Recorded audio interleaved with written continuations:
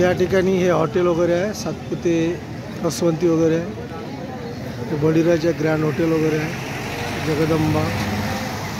ट्रॉफिकची व्यवस्था, जे मोठी ट्रॉफिक आहे ते या ठिकाणून म्हणजे सरपापूर अंड्या वगैरे या ठिकाणी शिजवत आहे.